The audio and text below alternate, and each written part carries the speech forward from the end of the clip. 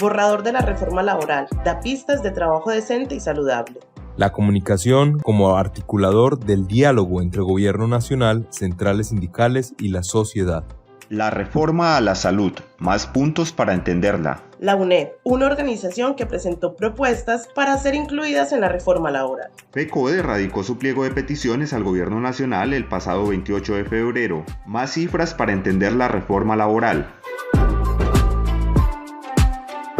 Yo soy Ferney Darío Jaramillo. Yo soy Mayra Alejandra Restrepo. Y yo soy Juan Pablo González. Somos el equipo de comunicaciones de la Escuela Nacional Sindical y junto a la emisora virtual de Adida y al sistema informativo de Sintra Unicol producimos este programa que se llama AIL Radio. Este es un programa informativo de la Escuela Nacional Sindical y de su Agencia de Información Laboral. Este podcast estará disponible en la emisora virtual de Adida, en el sistema informativo de Sintra Unicol y en la página web de la Agencia de Información Laboral, que es ail.ens.org.co. También nos puedes escuchar en las principales plataformas de podcast. Muchas gracias por escucharnos y compartir nuestros contenidos.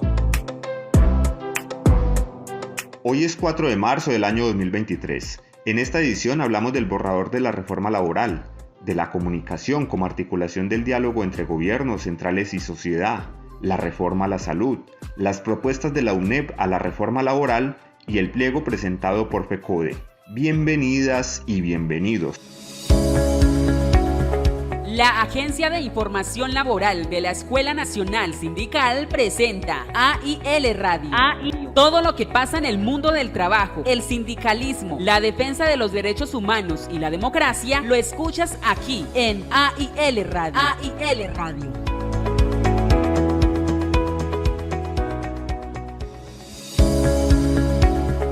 La opinión de los especialistas sobre los temas de actualidad. Esta es la editorial.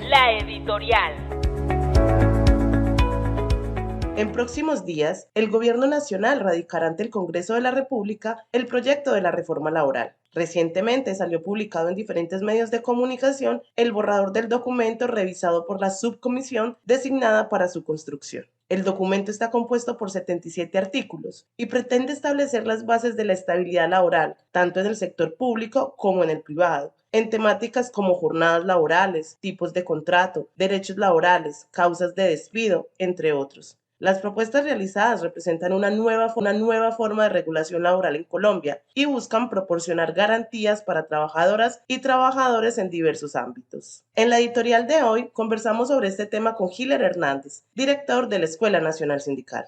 La reforma laboral propuesta por el gobierno, o al menos el documento de discusión que se ha filtrado, nos refuerza ese objetivo que se tiene de recuperar de manera efectiva los derechos que durante años han sido arrebatados de forma sistemática a los trabajadores y trabajadoras del país. Esta reforma no solamente incluye los principios consagrados en el artículo 53 de la Constitución Nacional, sino que amplía el alcance del texto cuando incluye en él los derechos de libre asociación, libertad sindical, el reconocimiento a la negociación colectiva, la eliminación del trabajo forzoso u obligatorio, la eliminación de la discriminación, la erradicación del trabajo infantil y la búsqueda de entornos de trabajo seguro y saludable. Léase allí trabajo decente y saludable. Eso alinea la reforma laboral con los principios promovidos por y saludable. Léase allí trabajo decente y saludable. Eso alinea la reforma laboral con los principios promovidos por la OIT en búsqueda precisamente del trabajo decente para todos y todas. En esta propuesta se plantean varias modificaciones al Código Sustantivo del Trabajo. Se amplía el concepto de favorabilidad, se le imprime a la norma un enfoque centrado en quien ejerce la labor, es decir, pone el eje fundamental en los derechos de los trabajadores y trabajadoras, quienes con ese desgaste diario y con la movilización de la fuerza del trabajo hacia la producción de bienes y la elaboración de servicios, hacen posible la generación de riqueza y aportan efectivamente a la construcción de condiciones de desarrollo en el país. La reforma, con ese propósito de garantizar la estabilidad laboral, privilegia el contrato a término indefinido y establece que para la terminación de los contratos a término fijo o de obra-labor se deben dar las condiciones propias de la justa causa y el debido proceso. Con ello se busca garantizar al trabajador o trabajadora que así teniendo un contrato tal, porque de esa estabilidad laboral deriva la estabilidad emocional, la calidad de vida, la posibilidad de acceso al apalancamiento financiero, la construcción personal de proyectos a largo, mediano y corto plazo. así como la autoestima personal y familiar. Si las condiciones que originan la contratación aún están presentes, entonces no será posible despedir a quien ejerce el trabajo esgrimiendo las razones del tiempo, sino que se debe hacer luego de un debido proceso de análisis, evaluación y ponderación, implementando los criterios del debido proceso, lo que obviamente incluye el derecho a la defensa. Igualmente, se busca defender a los trabajadores en condiciones de discapacidad o vulnerabilidad económica o social. Se establecen las condiciones de estabilidad laboral reforzada e incluyen en ellas a las madres o padres cabeza de familia que son cuidadores y que no tienen otra posibilidad de ingreso más allá que el salario que devengan. Es así como el articulado entonces busca que la terminación de ese tipo de contratos o de los contratos con personas en condición de proceso y no por el libre albedrío del empleador o como derivación de la discapacidad o de la vulnerabilidad. Allí entonces el debido proceso cobra una importancia fundamental y la reforma expresa con claridad los componentes y los criterios del mismo, haciendo especial hincapié en el principio de presunción de inocencia, es decir, no deja al trabajador la carga probatoria, sino que especifica que es el empleador quien debe demostrar la culpabilidad del trabajador en los hechos que se le están imputando. Esto permite que el trabajador no se encuentre en condiciones de desventaja o vulnerabilidad frente al empleador, ya que en muchos casos se parte del principio de culpa, de suponer la culpa del empleado y no de presuponer la inocencia.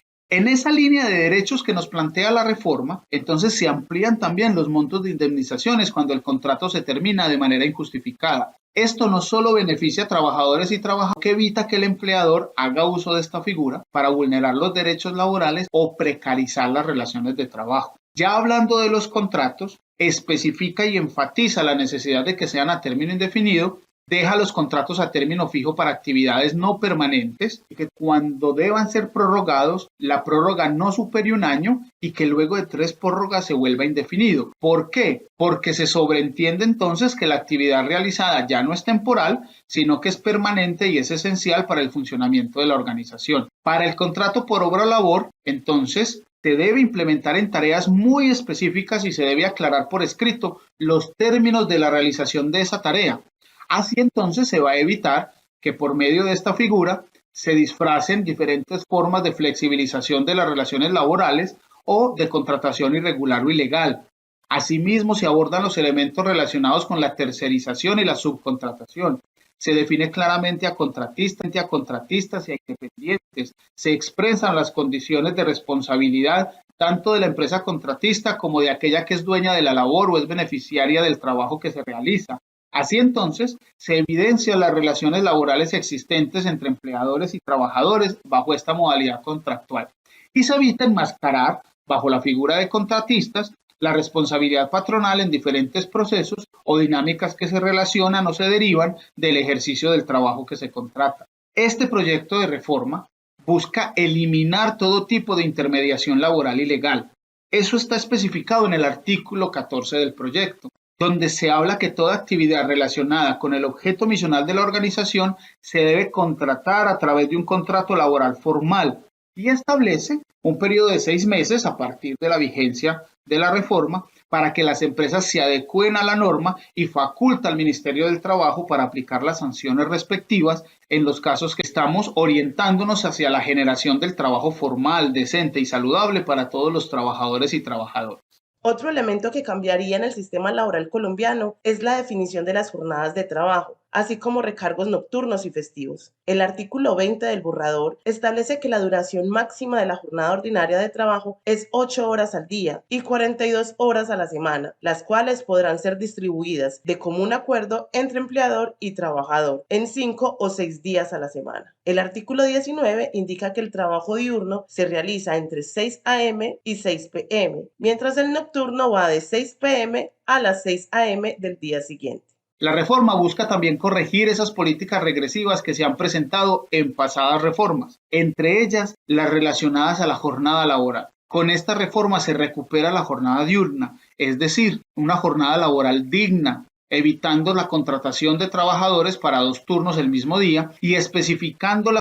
Se recupera así el carácter de humanismo en el mundo del trabajo y se comprende que es complejo articular el mundo laboral con el cuidado de la familia. Asimismo, el articulado dignifica el contrato de aprendizaje y establece el conjunto de aspectos a tener en cuenta en esta modalidad. Fortalece el relacionamiento de las empresas con el SENA al facilitar una integración efectiva entre las etapas lectivas y productivas de los aprendices. El borrador dedica todo un capítulo a las plataformas digitales de trabajo. Allí se establece la definición de estas, así como los indicios de la laborabilidad en las mismas. También se habla de garantías en el trabajo y el acceso a la información y a la seguridad social. El borrador de la reforma también habla del derecho de asociación, la negociación colectiva y la huelga. En cuanto a los trabajadores y trabajadoras de las plataformas digitales, se busca que quienes se encuentran en estos sectores cuenten con todos los derechos laborales pertinentes, permitiendo erradicar la precarización laboral allí, donde bajo el concepto de colectiva y la huelga.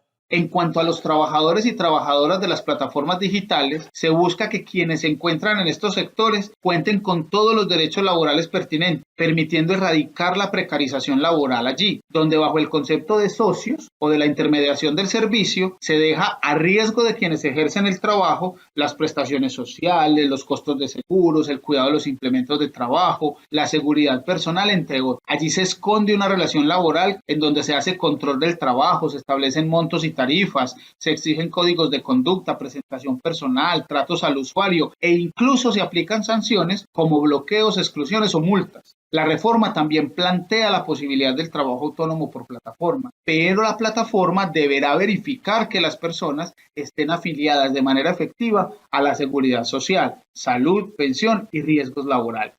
En esa misma línea se exige a las plataformas explicar a los trabajadores todas las decisiones que la tiranía a la que hasta ahora se han enfrentado y le brinda al Ministerio del Trabajo competencias para la inspección, regulación y sanción en los casos en los que sea aplicable. Este proyecto de reforma clarifica las condiciones de los trabajadores y trabajadoras que están vinculados en las plataformas de reparto y les asegura contar con todas las garantías para el ejercicio de su trabajo. El trabajo rural es otro elemento importante en el texto. Define con claridad las condiciones de existencia de los contratos de trabajo agropecuario y crea el jornal agropecuario como un mecanismo de regulación de las relaciones laborales, impidiendo, como pasa en algunos casos, que la remuneración sea por debajo del salario mínimo y además debe incluir el 4% de aportes para el subsidio familiar. Eso le otorga además al trabajador y trabajadora beneficios como vacaciones e incluye los beneficios por despido sin justa causa, todos los que están presentes en el Código Sustantivo del Trabajo, dignificando el trabajo rural,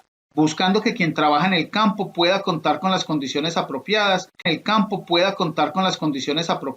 que brinden calidad de vida y bienestar a ellos, ellas y sus familias. Este proyecto de reforma busca tener en cuenta los procesos de transformación del mundo del trabajo. Reconoce que las dinámicas que son necesarias por demás de descarbonización de la economía y de automatización e inserción de las nuevas tecnologías afectan la estabilidad laboral. Por lo tanto, se busca garantizar de manera fehaciente la posibilidad de reubicación, la reconversión laboral, para que durante estos procesos de transición los trabajadores y trabajadoras tengan protegidos sus derechos. El proyecto de reforma está orientado a la disminución y erradicación de las brechas existentes, ya sea por causa de género, identidad sexual, raza o cualquier otro tipo de condición que pueda llevar a acciones de discriminación, acoso y violencia en el lugar de trabajo. Estas acciones que están presentes en el articulado son muestra de la intencionalidad y acción del gobierno de aportar efectivamente una paz total desde la construcción de espacios donde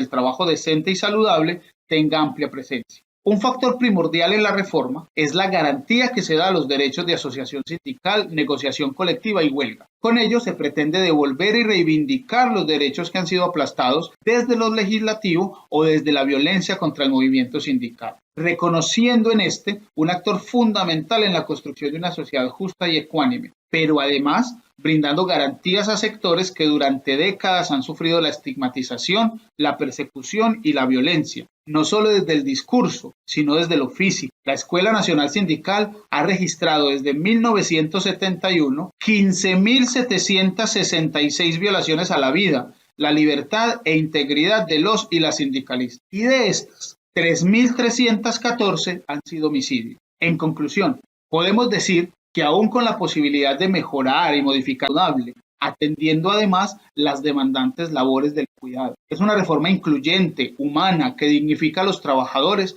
y brinda condiciones efectivas para la calidad de vida y el bienestar integral de los mismos. Es por ello que como sociedad debemos dar todo el apoyo posible a estas iniciativas del gobierno, pues es desde la participación, el aporte y la movilización como se puede construir en conjunto una mejor sociedad, no solo para las generaciones presentes, sino para las futuras. Los gremios y sindicatos se sentarán a revisar las bases del proyecto con el fin de definir el artículo final. El Ministerio de Trabajo informó que la reforma laboral será presentada ante el Congreso de la República el próximo 16 de marzo. En AIL Radio. Variedades. El 27 y 28 de febrero en Bogotá se llevó a cabo el Encuentro Nacional de Comunicadores de la CUT en coordinación con la Escuela Nacional Sindical y la Corporación Viva la Ciudadanía. Durante este evento se socializaron diferentes conocimientos con el fin de fortalecer las aptitudes de los líderes sindicales a cargo de las comunicaciones. Francisco Maltés, presidente de la CUT Nacional, asistió al evento y habló sobre la importancia de potenciar la interrelación entre las bases y los líderes sindicales. ¿Y por qué es clave hoy más que nunca las comunicaciones?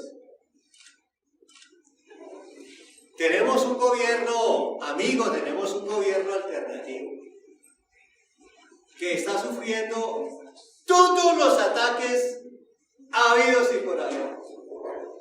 A este gobierno lo han acusado de todos los males que las otras fuerzas políticas nos han causado en 200 años.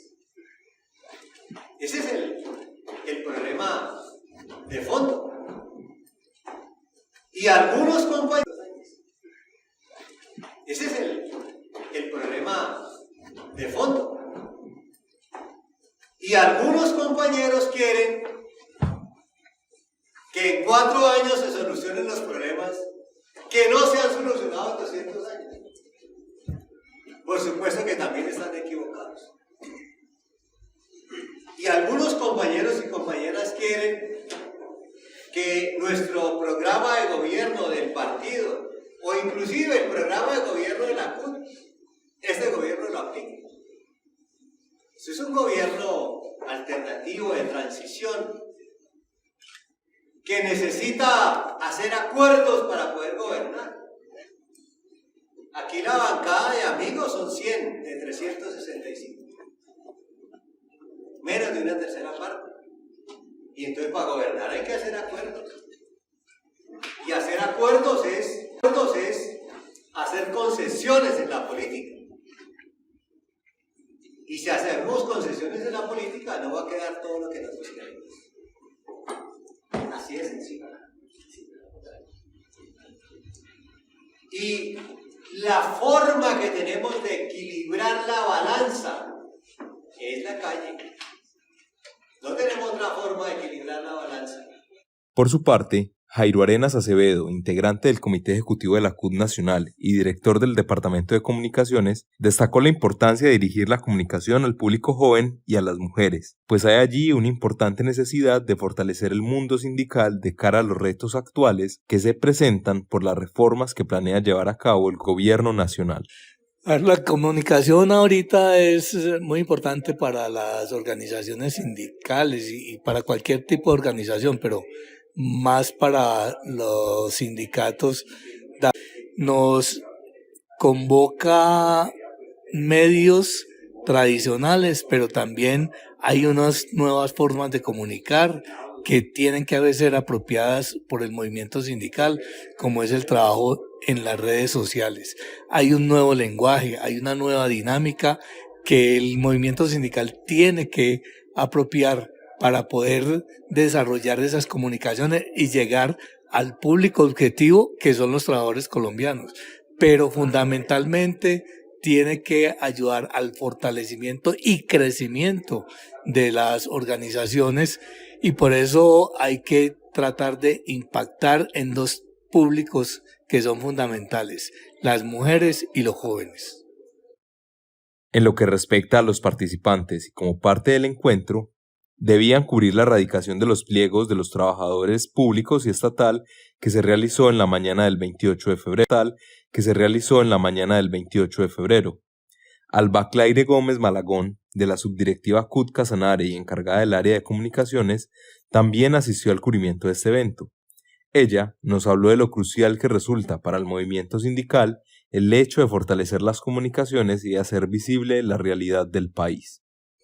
Este seminario está dado en un momento coyuntural, digamos así, por la importancia que tienen las comunicaciones en este momento donde todos los sindicatos, todas las filiales de la CUT a nivel país deben estar concentrados de una manera contundente para contrarrestar todas las, digamos, mentiras, falsas noticias que se dan en torno a lo que se está trabajando en este momento, como es la reforma laboral, pensional y a la salud en Colombia.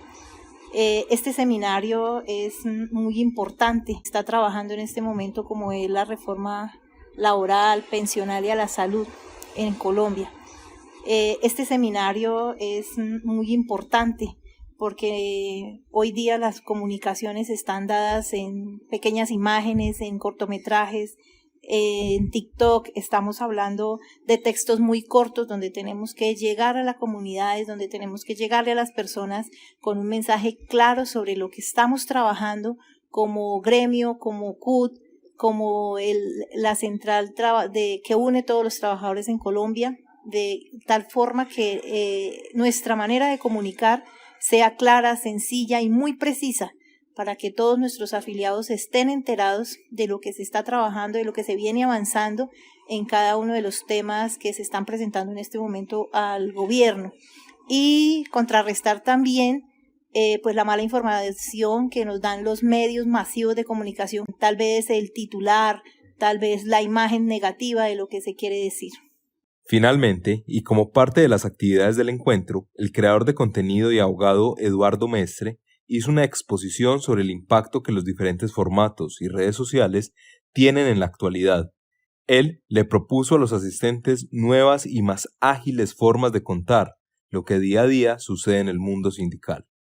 No se pueden convertir las redes sociales nuestras en una especie de diario en el que simplemente publicamos las cosas que hacemos, subimos una foto sobre cómo montamos una carpa, sobre cómo estuvimos en una movilización y ponemos un texto que describe lo que estamos hablando ahí. Es mucho mejor, de nuevo, implementar el formato de video y que un compañero que esté en esa movilización, que esté en ese evento, que esté en esa charla, nos explique un poco de qué iba la cosa y así dejar sentado que eso ocurrió de una manera que sea más digerible y más amigable para la gente. Los invito entonces a que estemos muy pendientes de estos temas, a que demos la lucha y hagamos el trabajo de comunicaciones, de muy presente ese rol de la clase trabajadora en la sociedad, ese rol de vanguardia, de ser la punta de lanza para los cambios que este país necesita. Con este encuentro, la CUT le sigue apostando a fortalecer las comunicaciones en todas las subdirectivas, con el fin de promover el respaldo a la movilización social que se requiere para defender las reformas que el gobierno pretende adelantar. Si escuchas AIL Radio, también querrás vernos y leernos. Síguenos en Twitter como @ENSColombia, en YouTube y Facebook como Escuela Nacional Sindical. También puedes visitar ail.ens.org.co.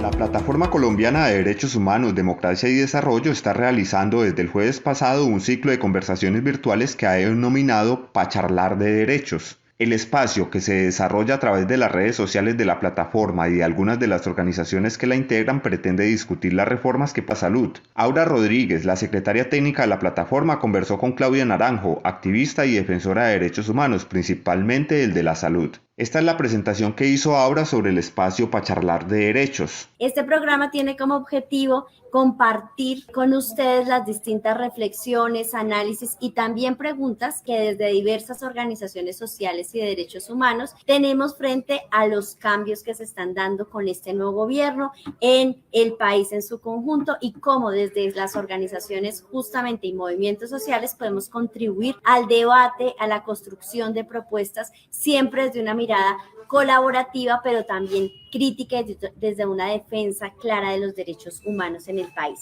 En el programa hablaron de que hay 4 proyectos de ley que pretenden reformar el sistema de salud. El más importante sin duda es el que el Gobierno Nacional ha presentado, que además se complementa con lo que hay en el Plan Nacional de Desarrollo. Vamos a escuchar a Claudia Naranjo. Ella además nacional ha presentado, que además se complementa con lo que hay en el Plan Nacional de Desarrollo. Vamos a escuchar a Claudia Naranjo. Ella, además de activista, es una experta en salud, odontóloga, magíster en salud pública y doctorando en salud colectiva, ambiente y sociedad. Naranjo empezó hablando del derecho a la salud. En las bases populares decimos que lo más importante en la vida es tener salud, porque todo el resto se consigue, mientras que la salud no.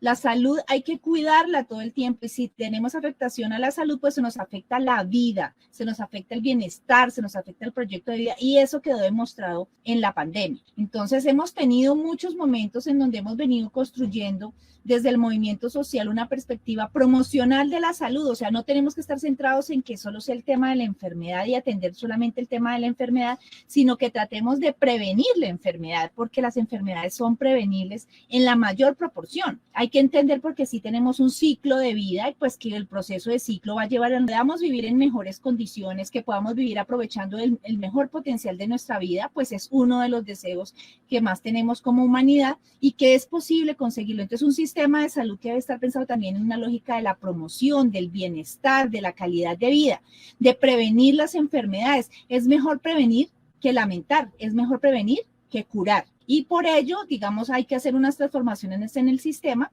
y que cuando nos enfermemos tengamos las mejores condiciones, las mejores tecnologías para poder atender la enfermedad de la mejor manera.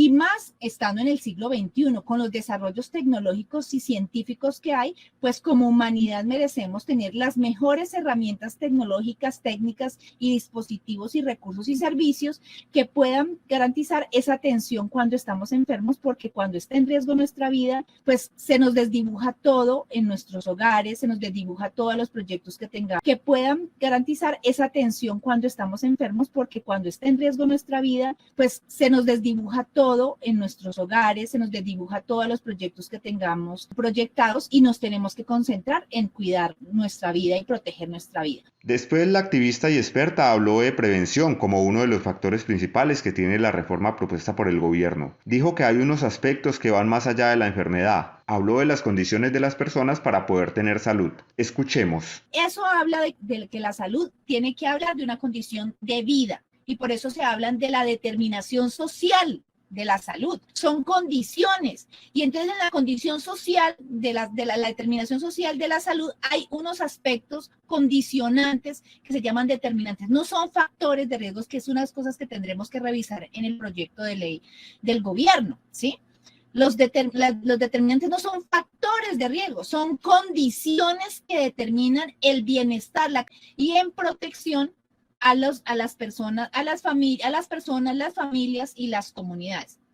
Entonces, ese elemento que se está colocando de determinación social indica que la salud como proceso social necesariamente tiene que tener políticas de bienestar integral. Entonces, no va sola, va conexa con la garantía de los otros derechos fundamentales y los otros sectores aportan significativamente a esa mejora de condición de calidad de vida. Y eso es hablar también de prevención.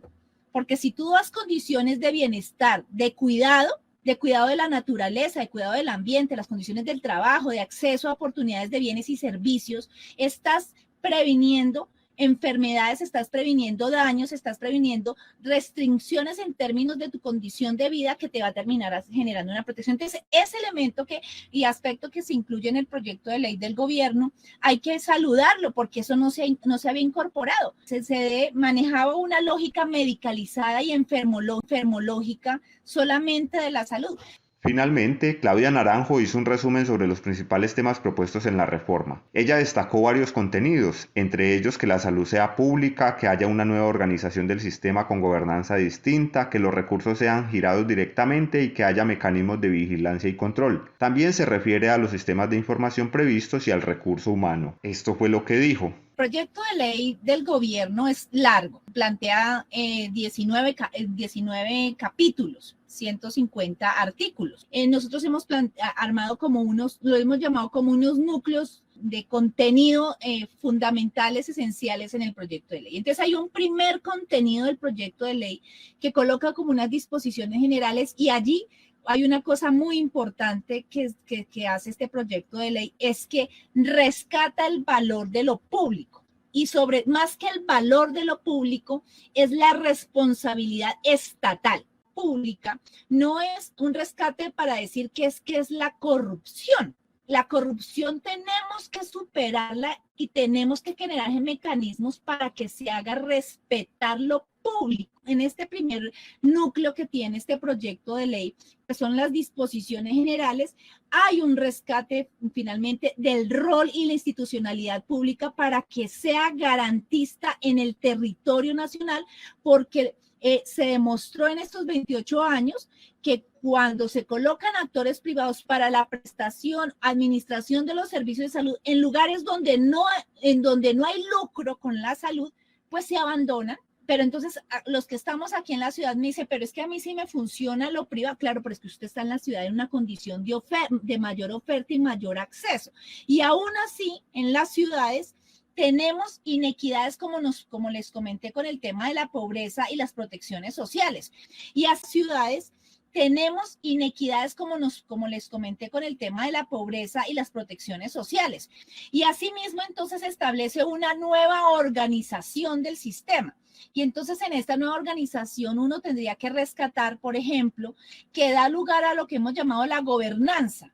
Y la gobernanza implica que hayan distintos actores que puedan estar representando, digamos, esos actores sociales de nuestro país, de nuestra nación, para que se definan políticas públicas que sean coherentes con esas necesidades sociales y no políticas construidas en los escritorios. Entonces, esos escenarios de los consejos, el Consejo Nacional de Salud que se está planteando en escala nacional, en escala departamental y en las escalas regionales, nos llama, digamos, una atención muy importante a que se empieza a ver un ejercicio de democratizar la formulación de política pública. Y finalmente, digamos, ordenador de la organización del sistema de salud es cómo va el tema de los recursos públicos y el flujo de los recursos públicos. Entonces, ratificamos como muy importante que este fondo único, o sea, llega la plata a un fondo único donde hay la posibilidad de que se sepa cuánto es la plata que hay en el salud y cómo se distribuye. Pero además de eso, que la plata vaya directo a quienes prestan los servicios de salud. Pero no es que va a decir un cheque en blanco para que se le pague todo lo que se les ocurra a los prestadores de salud. Ahí es donde entran a jugar unos mecanismos de inspección, vigilancia, control y auditoría que tenemos que generar un fortalecimiento en el Estado para que se pague el justo valor a lo que implica el gasto, la inversión y el gasto de los servicios de salud, las tecnologías que se deben implementar, el desarrollo de tecnologías de salud que se deben implementar de acuerdo a los contextos territoriales. Hay que reconocer que si se arma este fondo único y se perspectiva territorial, la forma de generar los mecanismos de contratación de los servicios, pues van a estar modulados, van a estar controlados y asimismo llegan directamente a quien presta el servicio. Otro núcleo que tiene este proyecto de ley que nos llama la atención es todo el tema de la organización de la prestación de los servicios. La apuesta por la atención primaria en salud como estrategia que está reconocida mundialmente hace más de 40 años, que plantea que no podemos tener servicios de salud fragmentados, de que aquí en el primer nivel hago una cosa y ese primer nivel lo parto en partecitas y luego quién sabe qué pasa en el segundo nivel y quién sabe qué pasa en el tercer nivel y si tengo enfermedades raras y demás y necesito una alta especialización de investigación y demás, tampoco sabemos cómo llegar a eso y parece que el paciente, entonces ahí el tema del paseo de la muerte es donde se hace específico, se pimponea a un paciente al otro, cuando se necesita. Es que el momento que tiene este proyecto de ley que también nos llama mucho la atención es que le apuesta por el sistema público de información. Es que es el colmo que después de 28 años, con todos los recursos que se han tenido, hoy no logremos tener toda la información consolidada. Entonces, una cosa dice un actor, otra cosa dice otro actor, y que hay tanta plata que se debe al uno, tanta plata que le debe al otro, y finalmente la plata, cómo se ha ejecutado. Entonces, este elemento del sistema de información que sea público, único, integrado, es muy valioso. Pero además se incorporan otros aspectos como la inspección, vigilancia y control que tenemos que reforzarlo. Este es un capítulo que tenemos que entrar a reforzarlo en términos de proposiciones en el debate en el Congreso, porque necesitamos más herramientas realmente con fortaleza para hacer realmente auditorías en tiempo real de lo que se hace, lo que se paga y por qué se paga. Otro capítulo muy importante de este proyecto de ley es todo el tema del talento humano en salud, tanto en términos de formación como en términos del régimen, ligar al tema del régimen laboral.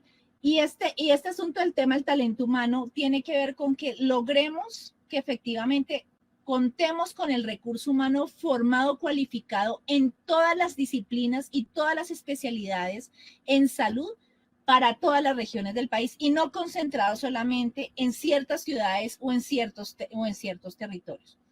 Y finalmente está todo el tema de la autonomía profesional y la autorregulación, que es también la apuesta, pues, que el criterio que se tome para la atención no sea un criterio administrativo, sino un criterio ético que corresponde a también la técnica, a los elementos de protocolo y de técnica, y no que se coloquen límites para la atención integrada y de calidad a partir de restricciones administrativas.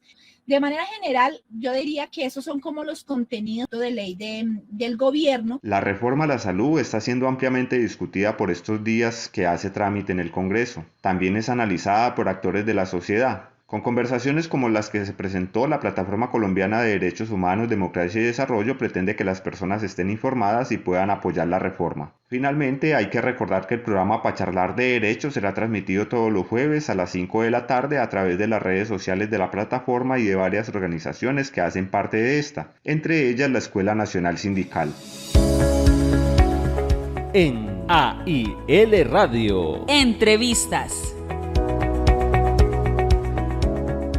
La Unión Nacional de Empleados Bancarios, UNEB, es un sindicato de industria con presencia en más de 3 entidades financieras. Es una alternativa de organización para los y las trabajadoras del sistema financiero colombiano, que les acompaña en la reivindicación de sus derechos, no solo al interior del sector, sino también de la sociedad en general. Estuvimos con la alternativa de organización para los y las trabajadoras del sistema financiero colombiano, que les acompaña en la reivindicación de sus derechos, no solo al interior del sector, sino también de la sociedad en general. Estuvimos conversando con Sofía Espinosa, presidenta de la UNEB y líder sindical reconocida en el país. Sofía, ¿cuáles son los problemas que enfrentan los afiliados a la UNEB en la actualidad?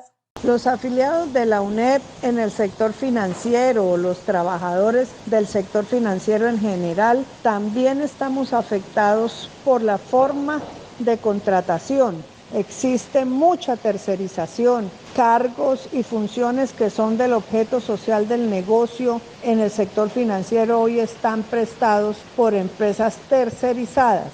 Hay también una estrategia de los bancos de menguar el convenio colectivo y de paso el derecho a asociación sindical porque establecen unas formas como son los corresponsales bancarios. Esos trabajadores no están protegidos en el convenio colectivo ni ejercen el derecho a asociación sindical.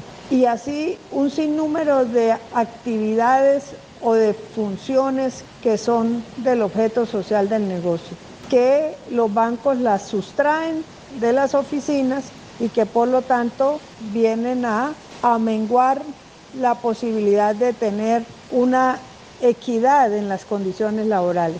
También tenemos pactos colectivos donde hay convención colectiva. Eso no puede seguir pasando, que los bancos entonces le coloquen a los trabajadores no sindicalizados unas mejores condiciones que a los trabajadores sindicalizados.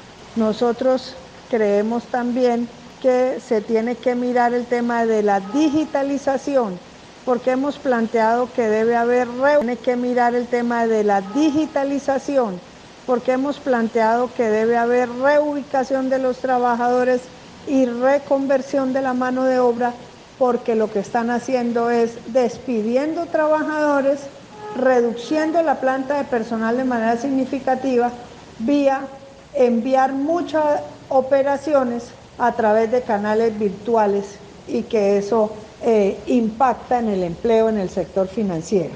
También le preguntamos a Sofía sobre el borrador de reforma laboral que este gobierno pretende adelantar y que se discutirá próximamente en el Congreso de la República. La UNEP, en cuanto a la reforma laboral que está planteando el gobierno de Gustavo Petro y de Francia Márquez, considera que hay un momento propicio en el ámbito laboral para poder garantizar a los trabajadores a nivel país,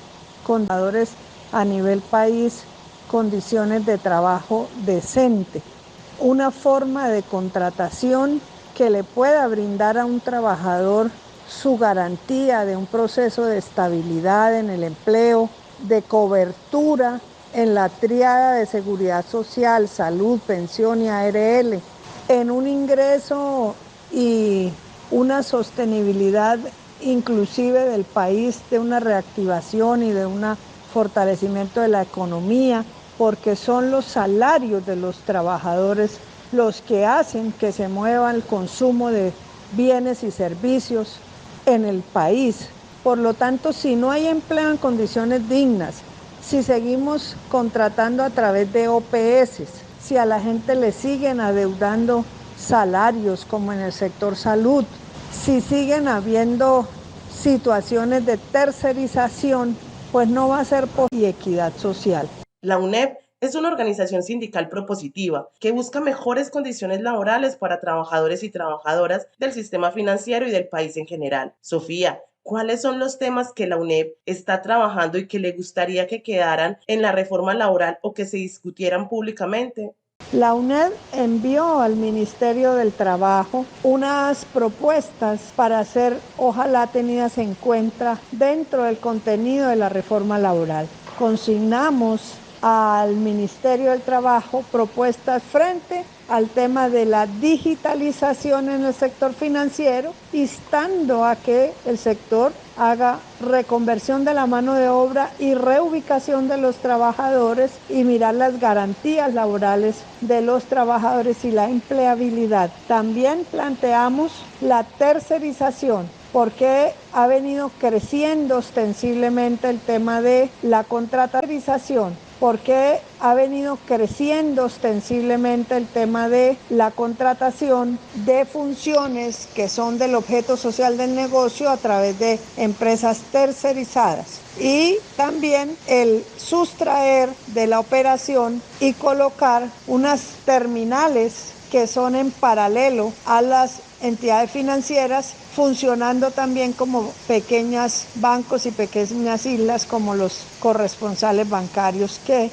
hoy no están cobijados por el derecho de asociación y de negociación colectiva. Entonces también hemos planteado el tema de la tercerización y reivindicar la norma internacional de trabajo decente. También enviamos sobre la necesidad de construir sindicatos grandes por actividad económica, únicos sindicatos de rama, para que así podamos poder concretar el ejercicio de datos grandes por actividad económica, únicos sindicatos de rama, para que así podamos poder concretar el ejercicio de un acuerdo marco sectorial. O sea, le apostamos a sindicatos únicos por rama y negociación por rama. Y también enviamos propuestas sobre el desarrollo, la instalación y el resultado del trabajo de los tribunales de arbitramiento, donde los trabajadores tengan garantías para resolver los pliegos de peticiones que se han presentado en las empresas. Esperamos que el marco final del contenido de la reforma queden incluidos estos temas que consideramos son importantes para el movimiento sindical financiero, pero que también resuelven necesidades del movimiento sindical y de los trabajadores en general en el país. ¿Algún cambio en la percepción que tienen las y los trabajadores de los bancos sobre los sindicatos por el cambio de gobierno? Nosotros creemos que los trabajadores siguen teniendo un impacto en la visión de lo que significan los sindicatos por un constructo mental que se ha venido edificando a nivel cultural en la sociedad colombiana, donde se ha estigmatizado y se ha señalado a los sindicatos como organizaciones que están por destruir las empresas. Y esa macartización que ha tenido el movimiento sindical difícilmente se borra con una llegada de un presidente de corte progresista y de corte de izquierda. Así que habrá que trabajar de manera profunda el cambio de esa mirada hacia lo que representa el movimiento sindical en una sociedad. Cuando dejemos de ser señalados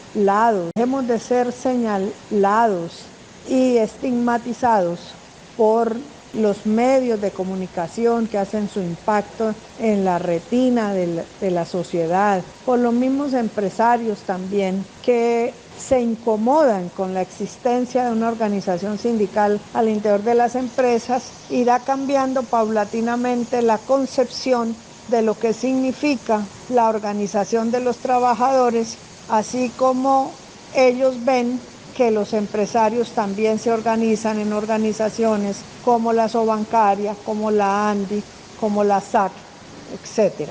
La UNEP le brinda a sus afiliados y afiliadas asesoramiento constante, así como formación integral, desarrollando procesos de investigación académicos, denunciando violaciones a los derechos laborales, interactuando con organizaciones sindicales a nivel nacional y mundial, presentando pliegos de peticiones y negociando convenciones colectivas de trabajo.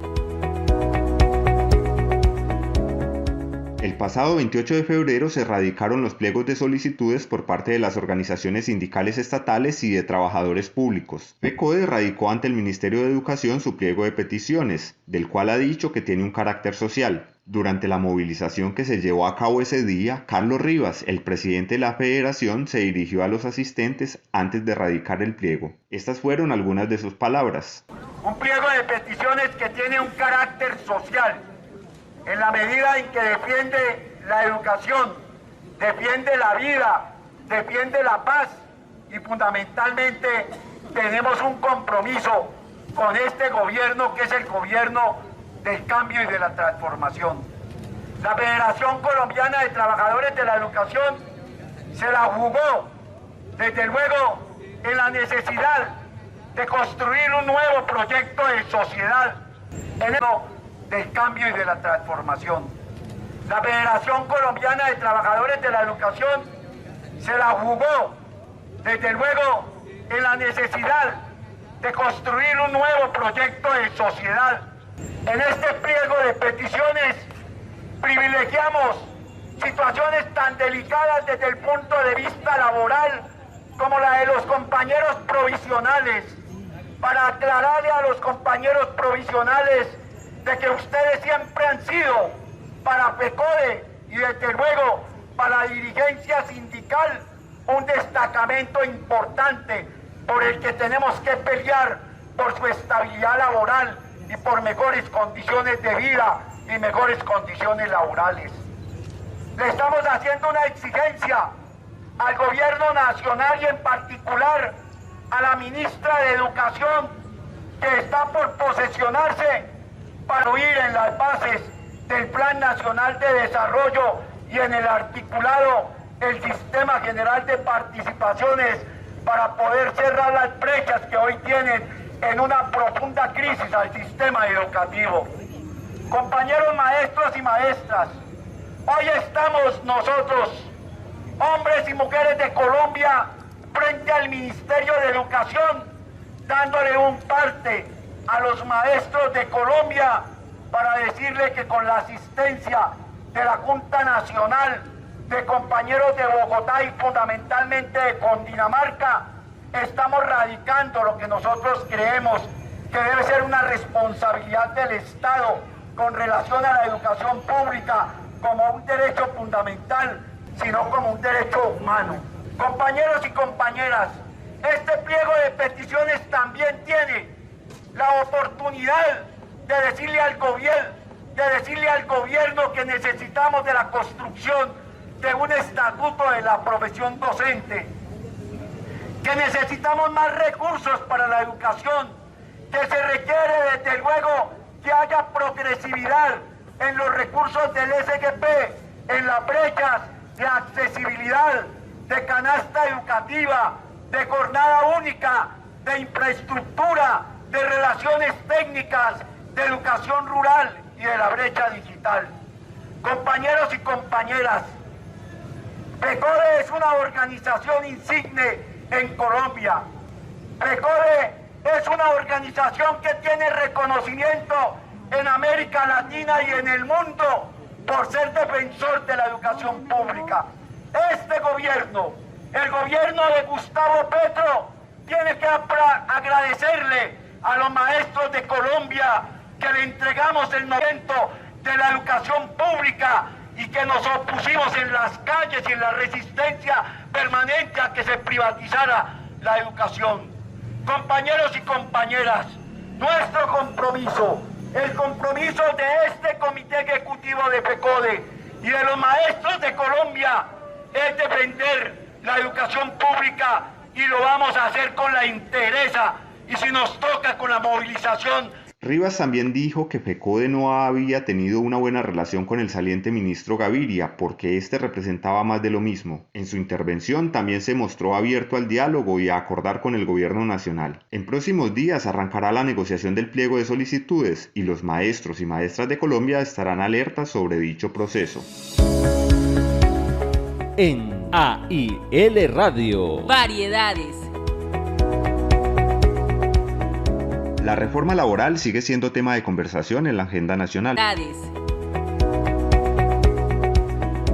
La reforma laboral sigue siendo tema de conversación en la agenda nacional. Por ello, las centrales obreras han empezado a difundir información valiosa. Francisco Maltés, presidente de la CUT Nacional, brinda algunos datos relevantes sobre la reforma que se estudiará próximamente en el Congreso. No es cierto que disminuir los costos laborales disminuya el desempleo y la informalidad laboral. Miremos algunos datos.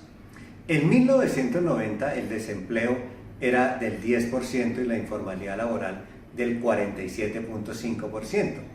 En el año 2000 el desempleo del 19.7% y la informalidad del 55% de la población económicamente activa. En el 2010 el desempleo del 16.7% y la informalidad laboral del 51%.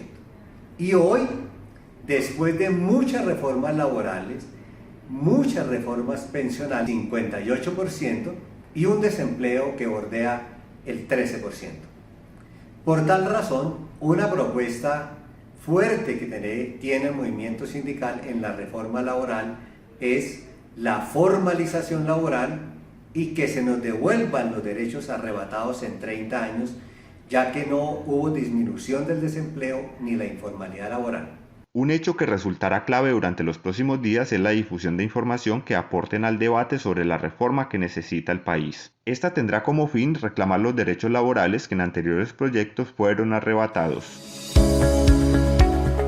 Este programa es producido por la Escuela Nacional Sindical con el apoyo de la Asociación de Institutores de Antioquia, ADIDA. Escúchelo por ADIDA Radio o por su plataforma